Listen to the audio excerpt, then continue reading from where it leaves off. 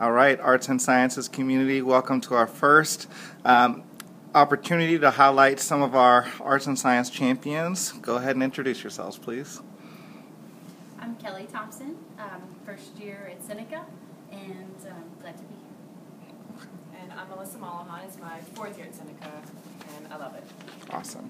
All right, so what brought you guys to teaching art in general and at Seneca specifically? Since I just came aboard, one of the things that drew me to Seneca was Ms. Malahan's kind of streamlining the program. That was clear. She made that clear during interviews that she wanted to grow the arts and sciences community, specifically in fine arts, by streamlining all the classes and a more holistic approach to continuing classes from one year to the next. So I really like that. We're very like-minded and have similar goals. Okay. Melissa, anything to add to that?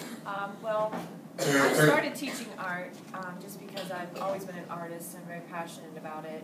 And I actually had an experience with some Seneca students when I was a teacher at another school. And I was on a field trip, and I was kind of caught in a mass of Seneca students on the field trip, and they were so alive and so active and exciting, and I said, I want to teach at that school. And then the next year, I was blessed with the opportunity to come here. Awesome. Well, we're so lucky to have both of you. What information about your career pathway would be beneficial for other arts and science champions to know? Sure. Okay. This is something we're really serious about.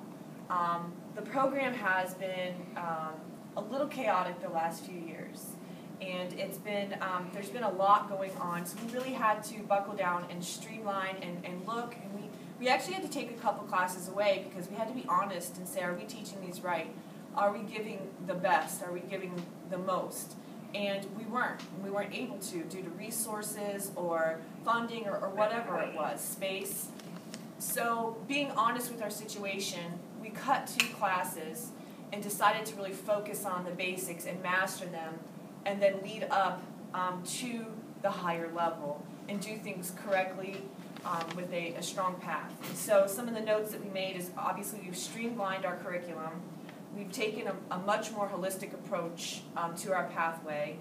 We have attainable goals. The expectations are clear. When a scholar comes into our program, they know what the process is and how to get to the top and what's expected. And it's an ongoing process. What we teach is very much in line. You know, when they leave my Art 1 to her Art 2, it's a building process with the ultimate goal being AP Art and college credit and an awesome portfolio. Awesome.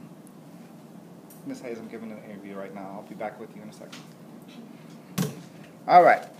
How can other arts and science champions best collaborate with you, and on what topics or foci?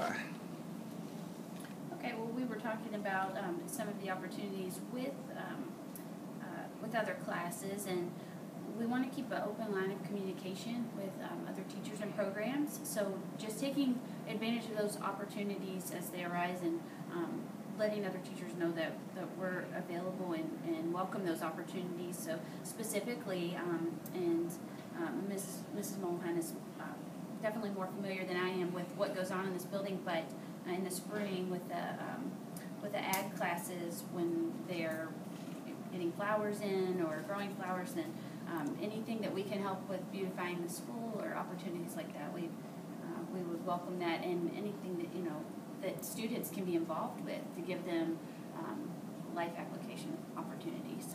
Awesome. Okay. All right. And then what motivates you guys to come to school every day and teach art to our scholars? Well, for me, it's sort of it's almost like a competition for me. It's a competitive edge. Like I come here and I know I have a blank slate. I have, especially with my Art 1 students, I have students who don't know anything about art. And so it's getting them to that goal by the end of the year. Or with my AP students, coming every day, making sure that I'm preparing them for that portfolio. And so that need and that excitement is what keeps me going. Also, I love our students. I love and appreciate our diversity so much, and I think that we have so much more to offer than the surrounding schools. We just have to find it. Kelly, anything to add? Sure, yeah. I have been in a few schools in the county, and this is just a group of eager students, and you can sense that when you walk in the classroom. I like that need, and I also, I really like teaching art because of the formative process. I mean, it's so formative. At the beginning of the year, I mean, you can just see growth every day. So that's what keeps me coming every day. I mean, what we were just both talking about when we're out, you know, I mean, I wonder what's going on here because I don't want to miss an opportunity, and we just want to see things through to completion with each student because they each have such individual qualities to offer and, you know, grow in. So I think I just really like to motivate and encourage and just see that growth happen daily. All right. Well, guys, this concludes episode 1 of our Arts and Science Champions. This is Miss Malahan and Miss Thompson. You might have noticed a scholar in the background. That's Emily, Senior Emily Netherton, who's working on a great painting that's coming together beautifully. So thank you guys for all your help, and we'll see you soon.